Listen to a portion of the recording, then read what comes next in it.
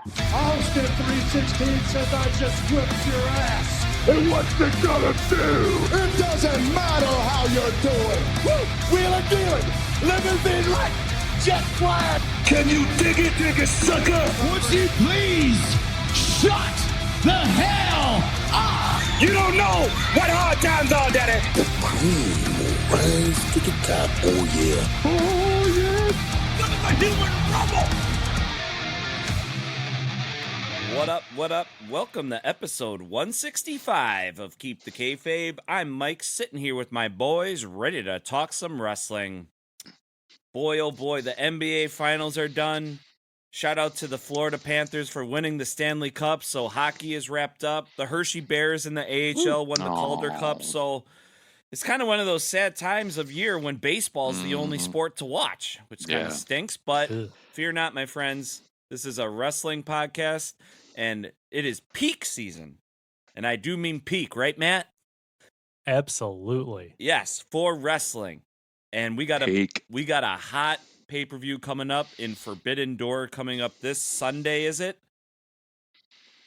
June 30th. It is. Awesome.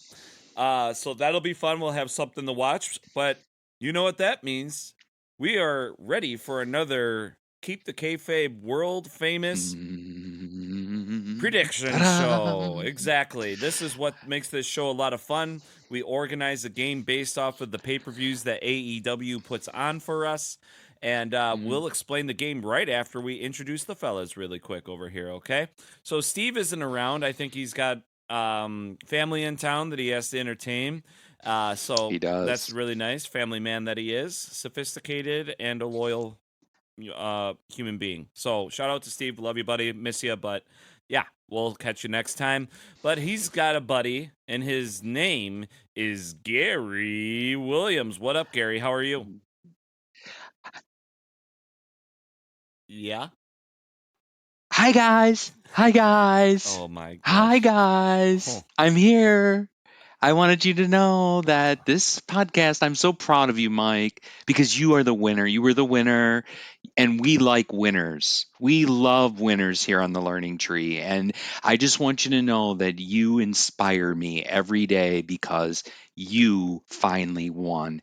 And even more importantly, the Learning Tree is here tonight and cannot wait to listen to you try to pronounce some of the names that are about to happen, because I know that I know you're going to give it I know you're going to give it your all. So thanks guys. Gary Williams, they're taking up TV time just like Chris Jericho. I know. I thought you were Eugene for a second. That wrestler. It could have been. Yeah. Well, I got my Prince Nana shirt. Thank you. This was a 50th birthday gift from our friend Steve, who's we'll pour one out for our homie. Being with the fam tonight. But the good news is I have his predictions, and if I don't like them, I'm going to change them to make sure that I win. That's funny. Awesome. And you're right, Gary. I was a little nervous about tonight pronouncing some of these names because I'm kind of on the back end of like a big work month. I am dead tired, and I'm trying to psych myself up. So my eyes are a little tired, but hopefully I can pronunciate what we have in store over here. But we will get to that in a minute. You know what, Mike? Mike, don't worry, because if you don't, it's going to make great content for later. Truly. And that's what you always got to be doing when you're in the wrestling business, is setting up the future and creating content. You got it. And storylines. So you got it. That's what. Great to be back. Yes. Thank you for allowing me a week away. Yeah. Welcome back, Gary. I'm glad it was an awesome trip for you. Speaking of trips, he is down in Bayview, and he keeps it freshly squeezed. His name is Matt Michelson, but he's also our friendly neighborhood Val Venus. And Val, I hear you got a special topic in store for Forbidden Door coming up here, right, bud? Konnichiwa, ladies.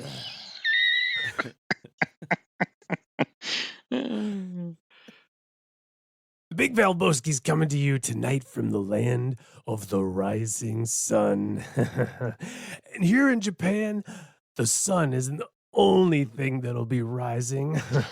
Just ask Mr. Yamaguchi-san's wife and the rest of Kai and Tai Because when they try and choppy Val Venus's pee-pee, ain't nothing but nuts. Oh, baby. That was excellent. Wow, that was really funny.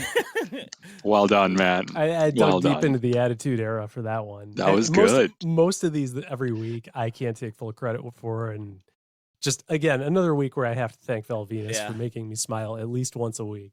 That's right. That's right. I thought you were going to talk about the sticky rice or something like that too, but you can't give them all. Give them everything. If I could put every pun into a 30-second clip, man, none of it would land. It's not the That's same. right. It was good. Thank God you didn't talk about the filling in the crab rangoon, so that baby. was good too. So I love think you did a crab great job. rangoon. I'm never going to Me eat it too. now. Like, think about it the same way. So that's great. Shit. Mike, I do have a question for you. Yeah. Because obviously I was away last week, and I was intrigued by the puzzles. Oh yeah, that was an amazing story, dude. And I kind of like fucked up the story a little bit too, and I like tried to give you the shortened version because I could have gone on for like 15 minutes, which I probably did. But it seemed like it. I feel like we need to have one of your puzzle people on the show so we can talk puzzles. Oh man, well, that could be a whole nother podcast. I mean, if I really get like professional puzzle competitions going, we're gonna need something promoted in the region. I mean, so like we could call it like piecing it together or something like that, or I don't know. I mean, it's really limitless creativity. Are you a puzzle guy, Gary? So my wife is, and so Nice. when I was listening to this, I was like, "Oh my gosh!" Like, Mike, if you ever need a recruit, great. She'd come to the hinterland. She's very, very good, actually. Great. I personally have anxiety, and that whole, even just looking at all the pieces makes me go crazy. So I would have to be very medicated in order for me to be able to help you in a puzzle thing. That's how you want to do it. I mean, that's how I like to get I into guess, it. yeah. So, no, but I get that. But sometimes, Medicated sometimes like having all the puzzle pieces for the anxiety, it does, like, you breathe through it, and especially like if you kind of time yourself a little bit, you just kind of breathe. Like when I practice the speed puzzling, I don't do it all at once. I put together like 1,000-piece puzzles in 5.5 hours, 7 hours, something like that, depending on the difficulty. Yeah. But I do it just like an hour at a time. Like I like get it all set up. I put little dishes out because I sort the pieces, and I'm just keeping my hands moving, and I'm breathing through it, and I'm like, as I'm flipping over the pieces, I'm putting the borders. It's almost like whatever you're thinking about in your life. This is how I kind of do it. Like, because I'm always thinking ahead with my business and these events that I got planned. I'm kind of sorting out the stuff in my head as I'm sorting out the pieces of the puzzle and doing the puzzle. So you're kind of thinking about something else, and it's the puzzle that's helping you breathe through it and sort it out an hour at a time. And like, you can't be working all day and night. If you can afford yourself an hour to sit down at a puzzle, that's a gift to yourself, people. So that's my, I mean, my wife and daughters do, they and very, very seriously, they do over Christmas, they always get a couple different puzzles that they do over the Christmas holiday, and they it's a tradition. It happens at no other time in our house, but during Christmas, the dining room table is just, and I walk in there and I'm like, because I see. But the method to the madness, I see the piles and the colors and the borders, and I was on a run listening to the podcast, and I was like, oh my gosh, like, I was actually really into it. So I don't know if any of our listeners were as into it as I was, but I was really into it. Thanks. Kind of putting ourselves over with these comments, but it was a really interesting story. It was. And it's funny. So, it was. And for those of our folks who follow us on social media, I'm actually put out a 1-minute version of the story in TikTok form / Instagram. Nice. Oh, really? That gets all the key points from Mike's story in 1 minute flat. Oh, man. So watch for that on our social media channels. So I don't want to hold us up too much longer before we dive into the picks for Forbidden Door this year, but a story that came to mind, and Gary, I I genuinely waited for you to get back because I wanted to share this story because for some reason I thought you, of all the people on the show, might find this funny to some degree, and you'll see why. So I told this story to Mike and Steve last week after we stopped recording, but a few weeks ago, I had this really bad cold, and for whatever reason, just couldn't shake it. And so I decided to just work through it, just power through it. I work remotely anyway, so it wasn't terribly difficult to do. But I was in a meeting, and one of my coworkers, who there's not many people I dislike, and I'm not going to say who it is or where I work or any details about the situation because, Yes. we are a podcast. That's of course. So Hypothetically anyway, speaking. correct. So anyway, we're in this meeting, and someone's asking someone in the meeting about something, and he replies by saying I've been pontificating on that. And right. And everybody in the room, including me in that moment, took it in context of thinking heavily about something, right? But I'm sitting there, sick as a dog. My brain's just kind of half checked out. But for some reason, I perk up when I hear this word. And the first thing I think is, I think I heard that word in the movie Liar, Liar with Jim Carrey when I was 11 years old. And I don't think it means what he thinks it means. It doesn't. And right. So for those of our listeners, if you've seen Liar, Liar, there's a clip in the movie where Jim Carrey's asked to describe his boss, and he calls him a pontificating, pretentious bastard. and it's a great I still didn't know what the word meant, but I knew it was bad, whatever it was. Yes, it's not. So at this point, I'm in the meeting still. I'm like, I got to Google this word and see what if I'm right or what's happening here. So I Google it, and I don't have the definition in front of me, but I can tell you off the top of my head. Pontificating is when someone states their opinion in a very arrogant or brash way. And over and over and over. And over again. Exactly. Yes. And so getting back to this guy who drops this word in his meeting, how he'd been pontificating over something, he hadn't in his mind, but I think in reality he actually had. And the double meaning just kills me. Yeah. And that's the story. That's awesome. Yeah, that's great. No, yeah, he definitely, he lost a little context to that word. That's for sure. So a little bit. Yeah. Which the irony of it, though, couldn't have been any better. That's great. That's great. Well, we got a pay-per-view, don't we? We most certainly do. It is Forbidden Door, and it is coming up this Sunday, as we said. And it's in Elmont, New York at the UBS Arena. All Elite Wrestling and New Japan Pro Wrestling come together for one unbelievable night. And there is a ton of matches to run down. So we're going to probably have to get to that. But if you've never heard a Keep the Kayfabe prediction show, it's pretty fun. All of the boys, we go over the card and we try to pick the match result correctly. We try to offset one each other. Picks if we find a place you can steal and gain a point on one another, so there is an advantage to see who gets to go first, which I'll do a rule in just a little bit here. But also there is a kick out that you get to use, like if you made a pick and you heard what the boys had to say and you might have or you just kind of regret saying it, you get one chance to kick out. And we throw in some stipulations here to try to gain a point and make the results a little bit more choppy. And last Keep the Kayfabe winner was me. Yes, someone who's just been watching a whole lot of hockey and not a whole lot of wrestling. I got lucky, but I did pretty good. Sometimes you don't want to overthink it. Just goes to show you. Just goes exactly. to show you don't have to be good. You just need you can be lucky and not good. And I totally agree with that. And let's see if we'll get lucky tonight. But so you kind of want to have the last pick. You want to see who everybody else picks, and if they're full of it, you can pick the opposite to gain the point. And to figure out who gets to go last is I come up with a question, and whoever is closest to the answer will get the honors of going last. So because this is Forbidden Door, and I'm a proud Wisconsinite, this has to do with the county of Door County.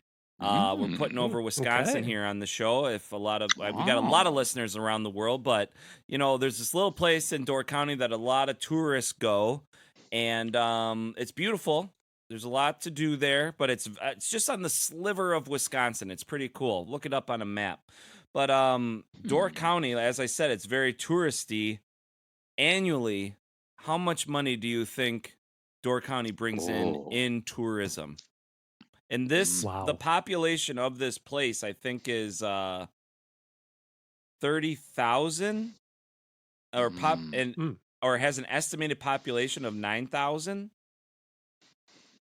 Door County's estimated year-round population is 30,000. Sturgeon, but the county Interesting. seat, Sturgeon Bay, the county seat, and its only city has an estimated population of 9,000. Does that sound right? Yeah, Sturgeon Bay makes up a good portion of the county. Okay. Huh. So, how much money in revenue annually does Door County bring in? What'd you think? Oh man. That is a tough question. Because you think about the people with money who go there and how few full-time residents actually live there and probably work there too. Oh man. I'm going to have to go with 25 million. 25 million in annual revenue? Yeah, it doesn't seem like a lot, does it? No. But I don't know. This is a if it's tough your question. pick, Like, whenever just you pick get it. into- Just whatever. I'm gonna go with 250 million. Let's multiply by 10. Okay. That I like that number. So I was thinking more like between 500 and 600 million. 500 and 600 million. Yeah. All right. It says here, Door County visitor spending 466.5 million annually. Oh, wow. So Gary That's still a lot. overshot it. I overshot. Matt, you undershot it. So Are we doing Price is Right rules? I'll if you give go it to Matt. over. Okay, yeah, let's I'll do give that it to just Matt. because I don't want to do the That's- math and it was kind of shady. I think it's important. I think it's important given some circumstances that Matt go last anyways. I genuinely think Price is Right rules were invented because Bob Barker did not want to do math on stage. It had to be something. You heard it here first on Keep the Kayfabe. You know, it had to be something. The good news is that I won't have to go. I won't, whether I even though I'm not going last, I can make Steve go before me because I already have his pick. So that's good. So like in theory, this is working out pretty well. This is Yeah. all the stars are aligning right now. All the Forbidden Door stars. Awesome. All right. Well, as I said, we have a lot of matches to run down, so let's get right to it. The first one here is Konosuke Takeshita versus Mark Briscoe versus Jack Perry versus Dante Martin versus Lio Rush versus El Fantasmo in a ladder match for the vacant AEW TNT Championship. So I just mentioned a lot of wrestlers there. You did. There is a vacancy for this championship. I don't really know a ton of what's going on. I know Dante Martin just got back. Lio Rush is like new. El Fantasmo doesn't seem to be a regular. Jack Perry's kind of coming back. I mean, Mark Briscoe, do you put a belt on that guy? And Takeshita seems like he's too big to win that. I'm going to have to go with Jack Perry. Just, might be the heel. It kind of looks nice on a heel, so I'm going to say Jack Perry. Mike, you're a living proof that watching wrestling is not required for these games. Completely. It's like doing a puzzle, process of elimination. Yeah? Yeah. Was I close? Yeah, you think? because Steve picked Jack Perry, and I also picked Jack Perry because of his promotion, the way they've been promoting him, and I think that at the end of the day, like he's ready to kind of take off as a main character with a belt. So I think I'm with you, and Steve is with you, Jack Perry. Cool. And Matt is also with you because I have nothing to add. I was going to say everything Gary just said. This match, it's nice to have some predictability in these matches. I mean, we'll see Jack Perry win. It'll also be cool to see some really cool ladder bumps. Yeah. Oh, yeah. This is Just going to be fun. just hoping that Dante Martin stays healthy because the last time I was just major about to say injury. that. Yeah, Dante, if you're listening, be careful out there. All right, next we have Timeless Toni Storm, current women's world champion. She's going to bring Luther and Mariah May down with her. And she is going up against Mina Shirakawa with Mariah May, too. It says here in parentheses, Mariah May will That's be right. at ringside in support of both participants. So I wonder what that's all about. Mhm. We shall see.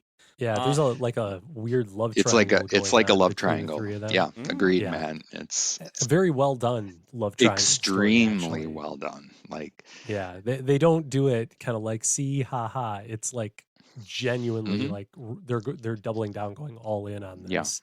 And I know I'm allowed to go last, but I think I'll go first since, I decided to open my big mouth. I think Toni Storm wins this. Mina Shirakawa's here for a bit to do some matches Mhm. and help get Mariah May over a little bit more, Yeah. is what I would think. But she's doing really well at those things. Mina Shirakawa, in the meantime, I think is, just kind of there for Toni Storm to beat. And then hopefully, at Wembley, we see the return of Jamie Hayter, or maybe Britt Baker comes back soon. I have a feeling that after this match, we're going to start to see some of AEW's pillars or legacy stars start to Mhm. return in the women's division.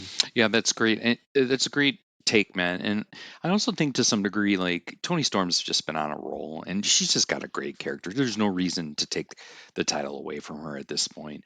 And I definitely feel like um, there's still some story within this story, where it'll be interesting to see how the victory happens, and there is this blossoming eventual breakup of the two of them, because it can't all be roses all the time. So I'm with you. I picked Tony Storm.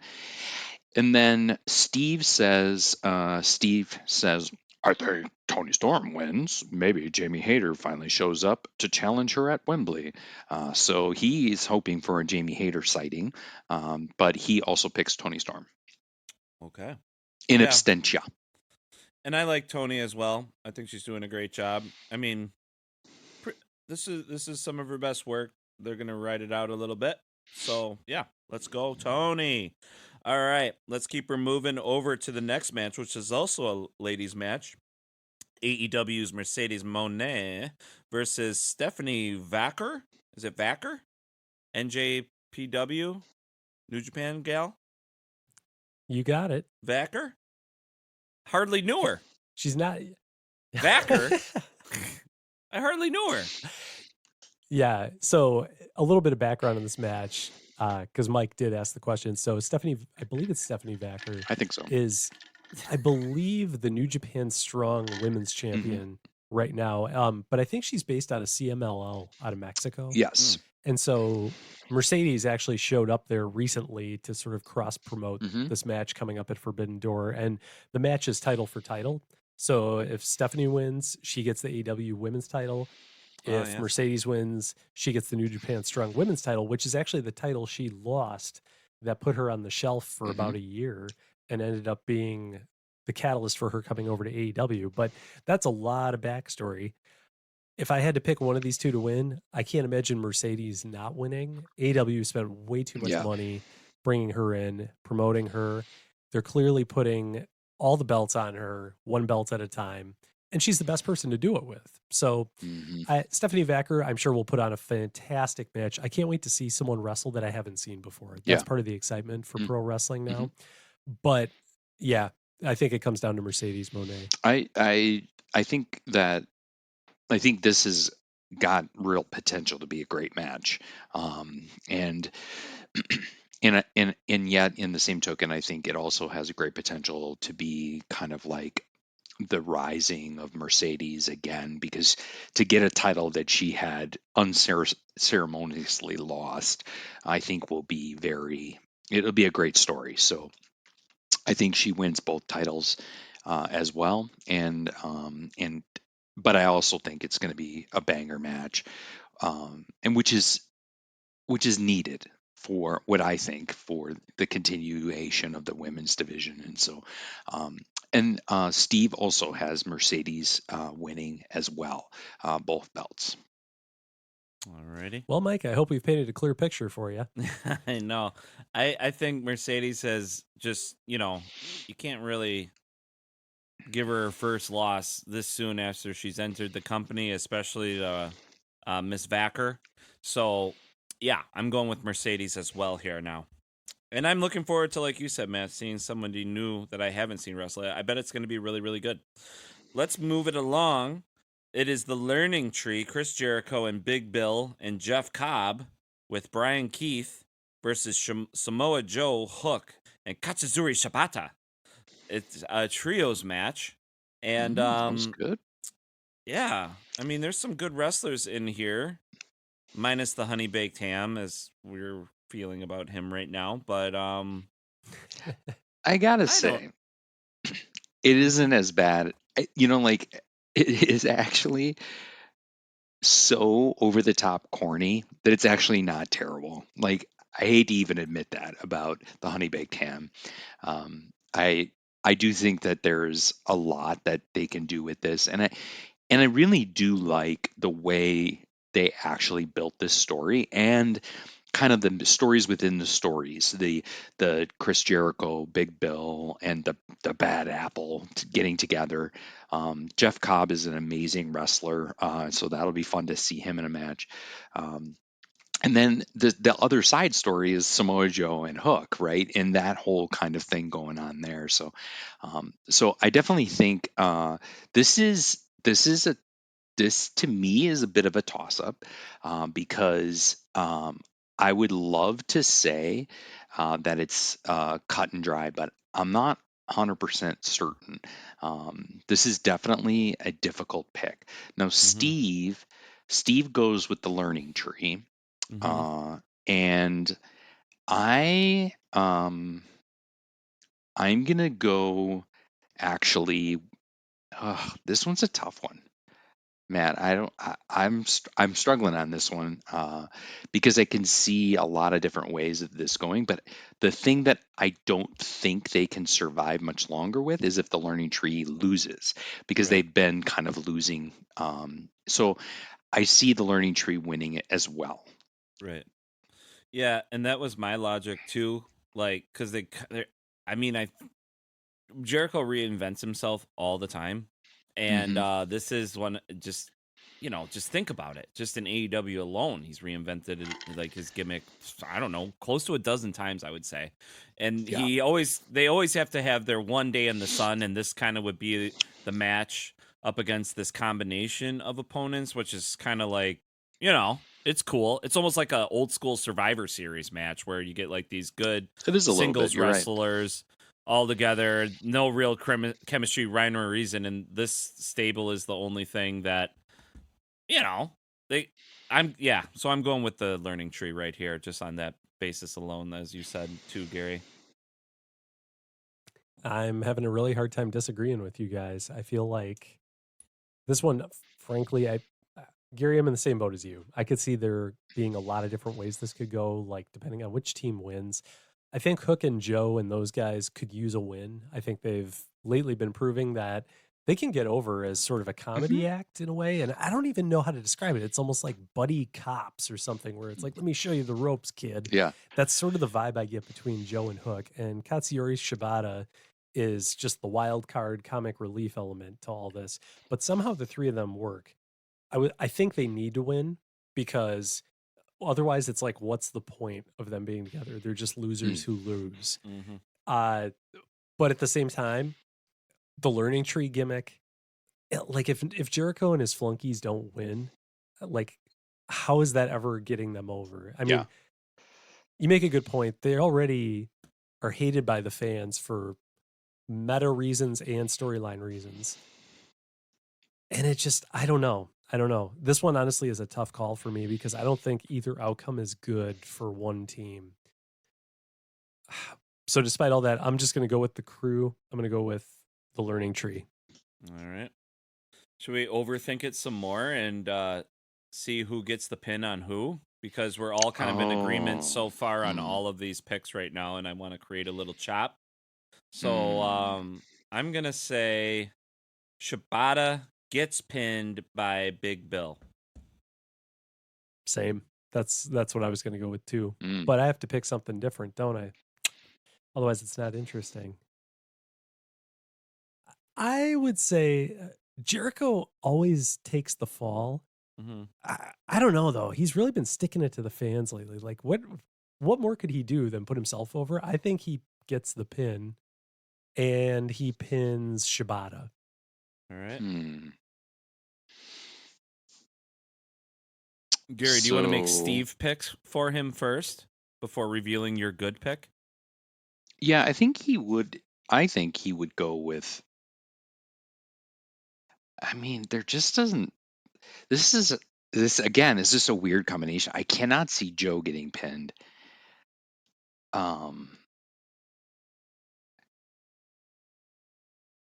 I think he would go with.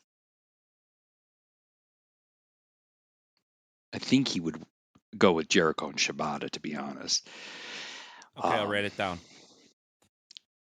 I'm gonna go with Bill and Hook.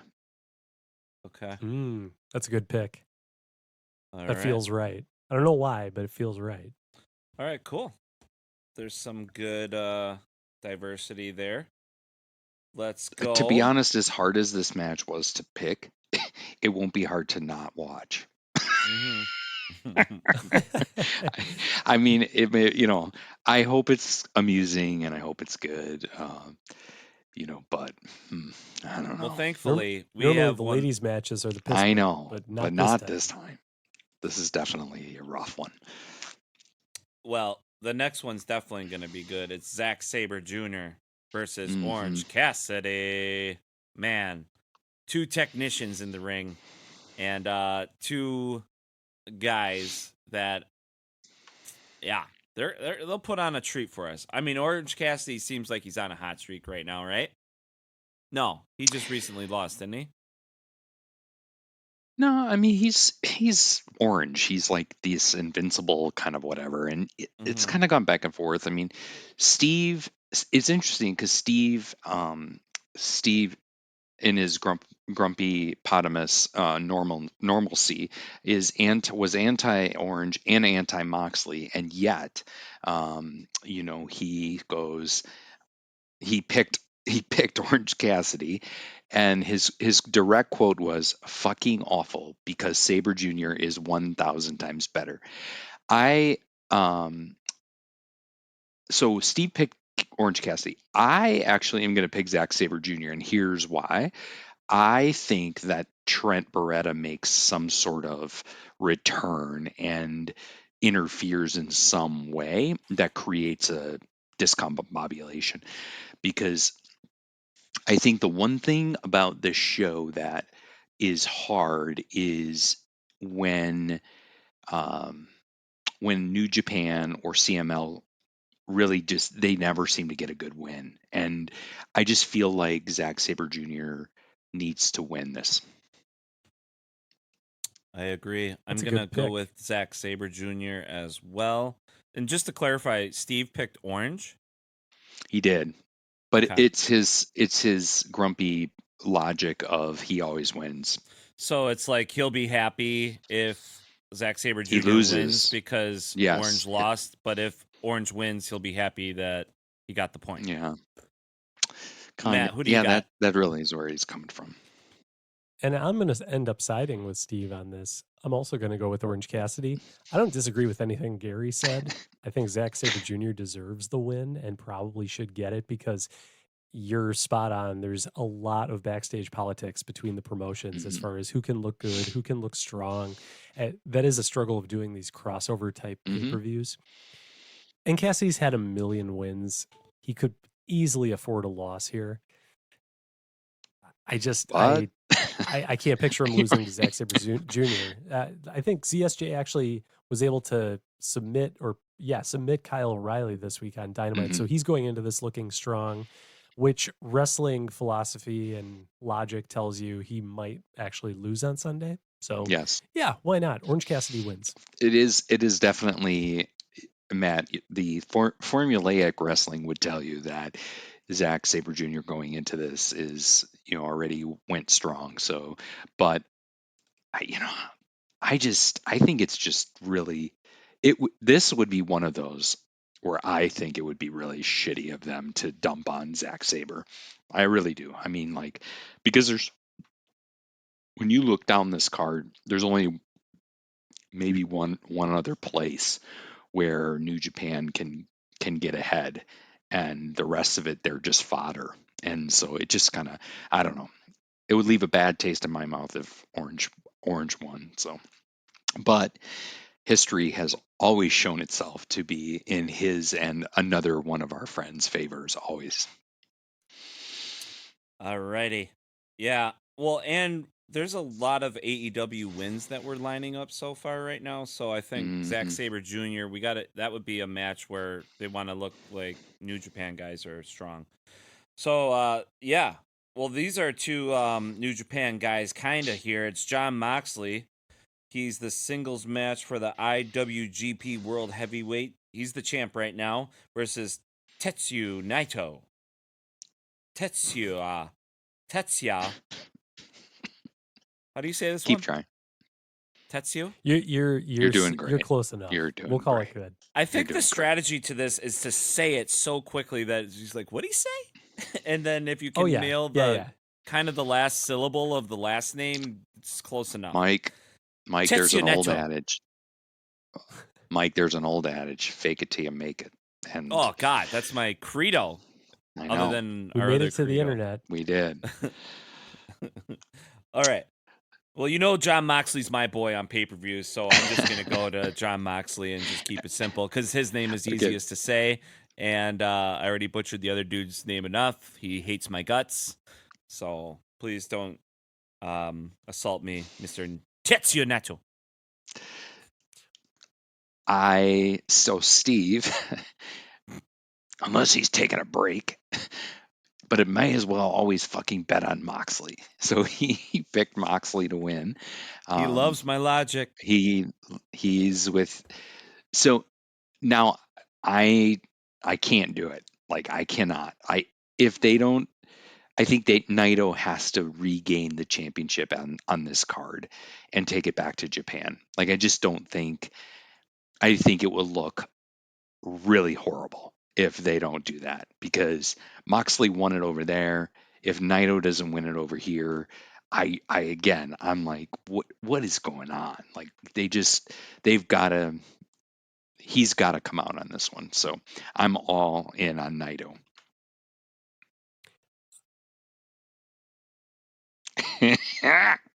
Come on, Matt.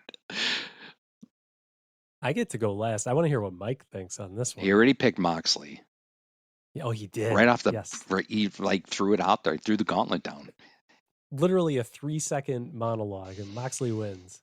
I'm going to side with Gary on this one. I think Tetsuya Naito gets the win. Moxley's had the IWGP Heavyweight title now for a little while. Mm-hmm. He's defended it successfully. New Japan needs a belt. AEW has way too many belts right now. I think it's fun to do a little bit of a crossover every once in a while. I don't think Moxley's really benefited from this one, though, unless he's been doing work in New Japan that we haven't seen as of late. But I don't think that's the case. I think he needs a little bit of time off. And I think Tetsuya Naito is just screaming to be the IWGP Heavyweight Champion. So I'm going Naito. All righty.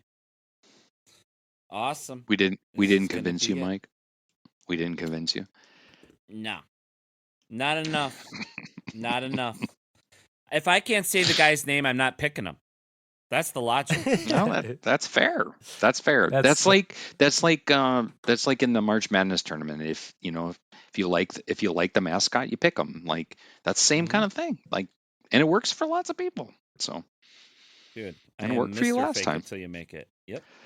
All right. Well, look at this next name. It's a singles match. I mean, MJF. That's an easy one. I can read letters, but Hechicero. Hechicero.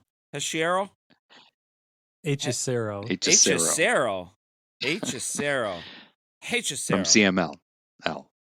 Awesome. Cool. Who's this guy? Hechicero. Is he good? They've featured him on Dynamite a few times over the last few weeks. He's pretty good. He's one of the luchadors out of CMLL. Sweet. He's got more of a hard hitting style than your classic like Hurricane Ranas and Lucha Libre moves. He does a lot more in your face smashing power moves. And kind of like Zack Sabre too, right? Doesn't he have a lot of submission type things and just He's got a lot of unique really innovative things. stuff. Yes, things you haven't seen anyone else do. So he'll be a really good character to wrestle MJF. Frankly, I feel like MJF could have had a better opponent for this pay-per-view. He's Agreed. freaking MJF, but you got to give Hechicero to somebody. This is another one of those matches. MJF, frankly, I don't think can afford a loss right now with the trajectory he's on. So I see him actually winning this one against Hechicero. Yeah, I'm with you, as Steve's with you as well. And Steve actually chose this as his first match of the night. So he thinks MJF Hechicero is going to actually lead off the card. So, All right. but Steve and I both are on MJF. I see. And I am also going to agree with you guys too. So, yeah, let's keep it simple, shall we? All right. It's the Elite, Matthew Jackson, Nicholas Jackson, and Okada versus Scissors Ace, Anthony Bowens, Max Caster, and Hiroshi Tanahashi. Daddy ass Billy Gunn is out there too. So this is another trios match. For those of our listeners out there, I just want to be very clear about one thing right now, and that is we respect Asian culture as much as anybody else out there. I feel like this episode, from the moment we hit the record button, has been a constant undertone. Yeah. I want to set the record clear now. Yeah, that is a very good record to set. We're working with Mike on his Hooked on Phonics. We're trying. This is, as I said at the beginning of the show, these are learning moments for Mike, and we're ingratiating him to the culture. But unfortunately, we allow him to pontificate on some of these names, and it doesn't work very well. This is actually a plea for the Rosetta Stone to become one of our sponsors. Evidently, I would need it. I don't know. I think I have a small bit of dyslexia too, and I think that's why I'm good at puzzles. Is just like you just gotta, put the picture together rather than read phonics. I don't know. Maybe you're right. I've always kind of felt that. That's fair. Even like my Facebook friends, like I know their last names. There's this one guy, for example, his name is like Luke. I don't even know what it is. It's not Buenvenidos, though. Isn't Buenvenidos mean welcome in Spanish? Yeah, something close, like that. Yeah. Well, I say his name is Luke Buenvenidos, but it's like Benavides or something like this. I don't like it happens Rosetta a lot. Stone, if you're hearing this, please. We're begging you. If any of the listeners out there have a connection to Rosetta Stone, we'll we might even pay for the sponsorship. I might pay for the sponsorship for Mike. My Christmas present. Yeah, I usually buy cameos. They buy me the Rosetta Stone. Oh, God. That would be great. Anyway, shout out to my friend Luke Buenvenidos. He's actually a wrestling fan. Hopefully he hears this. I might send it to him. He's awesome. All right, so the Elite is facing the Scissor Ace. Yeah. So what's going on here? Is there some... Shit. This was kind of you gotta love the Elite. I mean, they're the best, right? Why would they lose? I mean, they are. This was kind of thrown together. I was just about to say this was very contrived and thrown together at the last minute on Dynamite. For some reason, the Acclaimed hate the Elite. It feels very well. They did pin them. They did pin them in an eliminator match. So there's actually, believe it or not, there actually is a story there within this. And I think Okada is doing some of his most hilarious work right now in terms of his. He's actually mastered the English language much better than Mike has mastered the Japanese language, and so he's doing great. But yeah, so there is a little bit of story, Matt. We got to give him a little credit on this one. That's fair. Yeah, I'll allow it. So all that being said, Hiroshi Tanahashi was kind of thrown in with the Acclaimed at the last minute.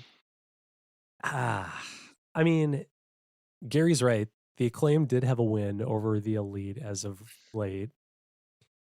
I also don't picture them beating them twice in the same match. I feel like Okada could use a win. You know what? I'm going to go with the Elite. It just feels right. Mm-hmm. Bucks win. Mm-hmm. Bucks win. So Steve, that was for Steve. Steve picks the Elite. So here's my thing with this one. As much as my wrestling mind goes to this is obvious for the Elite, my strategy brain goes to, but this is one where they could afford to lose because there's nothing to lose. And so the question just is, do I have the guts? And there's no crying in softball. So I'm going to try to go with the upset, Acclaimed and Tanahashi over the Elite. Alrighty. How about I follow Gary on this? Because I need to do some. I've been picking I feel like a lot of gimmies, but this is a show that's supposed to provide a lot of. It's the Forbidden Door, a lot of misdirection and stuff. So yeah, Gary, that's kind of a weird pick because the Elite would be obvious. So I'm gonna follow your weirdness and pick the Ace scissors or whatever they're being called. So all right. Let's go to the next match here. And it is I thought we were at the main event. It is Bryan Danielson versus Shingo Takagi. Men's Owen Hart Cup Tournament first round match. It's Bryan Danielson versus Shingo. I will say just keep it there. I'm going with this other guy. Shingo Takagi. Come on. Shingo Takagi? Shingo Takagi. It's Takagi? God, okay. Like Miyagi. I am really sorry, sir. I'm going with the other guy. Steve picks Bryan Danielson. Gary picks Bryan Danielson. This is a tournament, so I think it's hard for him not to win. So Yeah, now that you say that, Gary, I'm gonna go with Bryan Danielson as well. I keep forgetting that this is part of the tournament for the Owen Hart Foundation tournament, and if that wasn't the case, I would say Shingo goes over in this match. I could just see him being a credible victor over Bryan Danielson. But given the stakes at hand, and I know Danielson had a vignette probably about a month or two ago where he kind of seemed to check in with us as fans. And it was very clear that he's thinking about retirement more and more, but he still hasn't won the world championship in AEW. And I do think that's one thing he wants to do before he retires. So winning the tournament is a way to get him into that position. So Shingo has to lose for that to happen. So Bryan Danielson wins. All right. I think I'm going to use my kick out, and I'm going to go with Bryan Danielson as well. You got to be, come on, you got to be the wild card. Weak sauce. Yeah, well, I got, you just got to draw you guys, too. I'm playing for the draw. So, because in order to become King Booker, you have to beat him. So if I match you guys, I protect my title in kind of a weird card here. So. That's true. Smart as fuck. They call it a champion's advantage. Yes. Well, I had to win outright. Titles don't change on a DQ. Titles don't change on a DQ or count out. Yep. Is it main event time? It is main event time, and this is going to be fucking crazy. It is Will Ospreay versus Swerve Strickland, AEW champion. Man, I have no clue what's going to happen here. Gary, you got a little smile on your face. Do you want to reveal who Steve picked and then break his ass down and see why he's wrong? Sure. Yeah. Actually, I'm siding with Steve, believe it or not. Both of us are on we're going with Swerve. And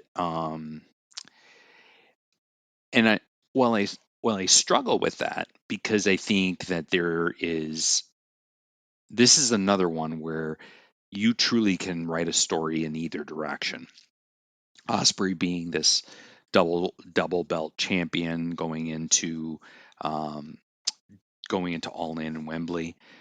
I just think it's too early for Swerve to lose, but there's a lot of wild cards out there. There's Don Callis could have some sort of influence.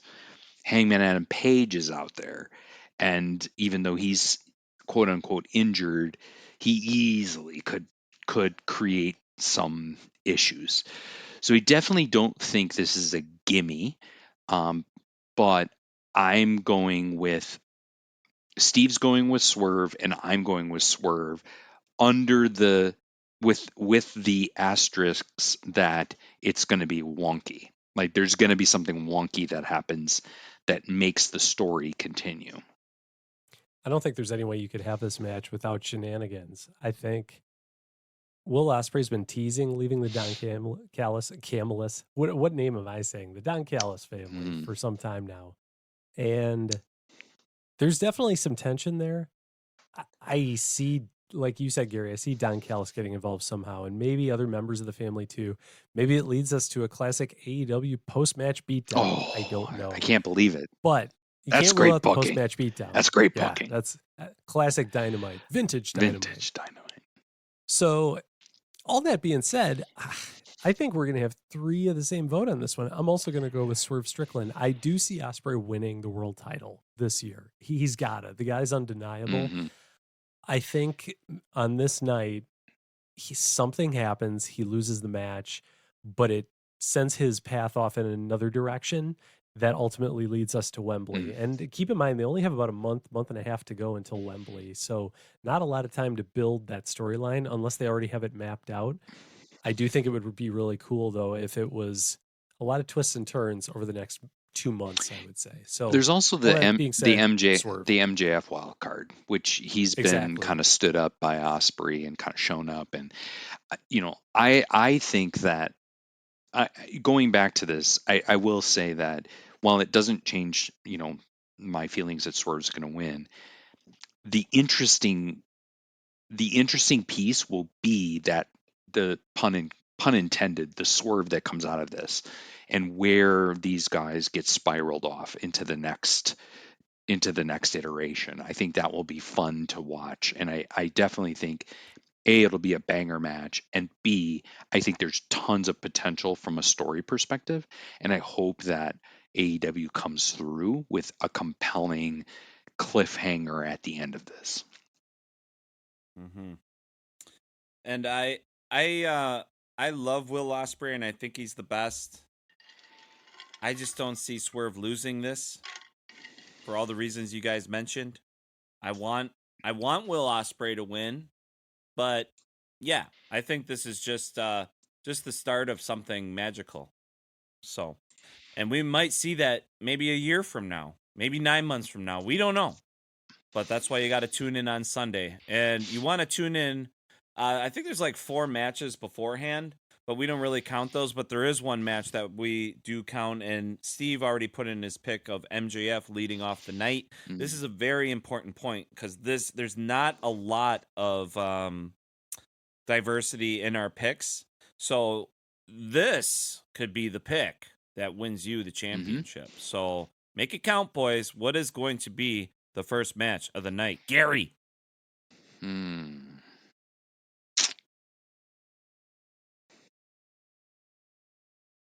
Bucks and Acclaimed. Okay. Ooh, I like that pick.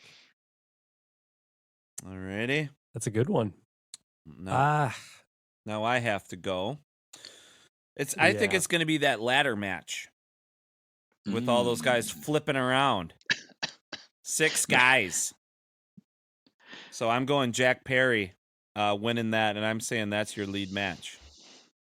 Matt, if I can give you my honest, real initial reaction was Chris Jericho, but to start the pay-per-view, because he's another one where it's, like you almost, you could set your watch to his, to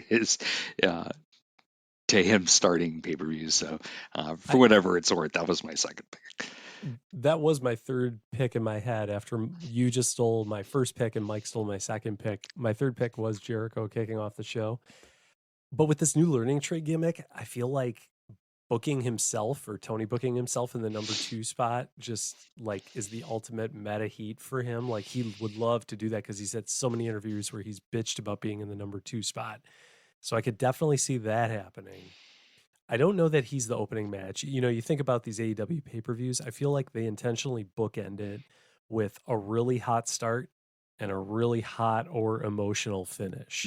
So I don't see the learning tree being the hottest opener on this show by any means. This is a tough one. I'm going to say we get MJF versus Hechicero to open the show. MJF's hot right now. He's been opening Dynamite every week. That was Steve's pick.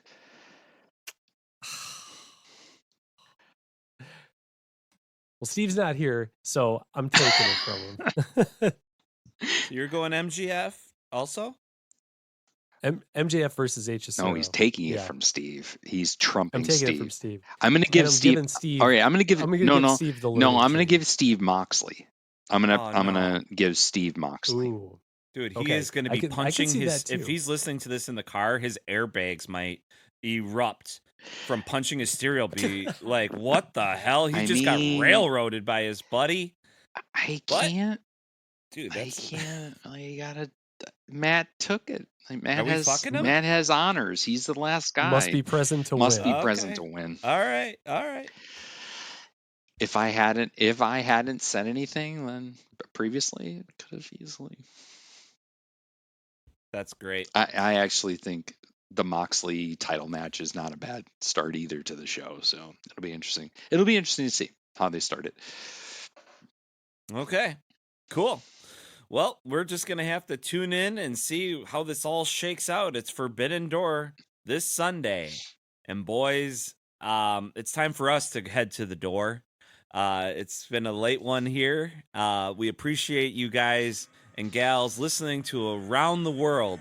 And before you walk out the door every single morning and going out into the world and you set foot on that doormat that says welcome or home sweet home or whatever kind of doormat you have, that's some really positive things, some greetings. But, you know, we're all about self-care on this show and self-love. So we want to offer you these great pieces of advice when you walk out the door. And it is to stay humble, stay hungry, and stay hard. Triple H. Rosetta Stone for the win. Oh, man.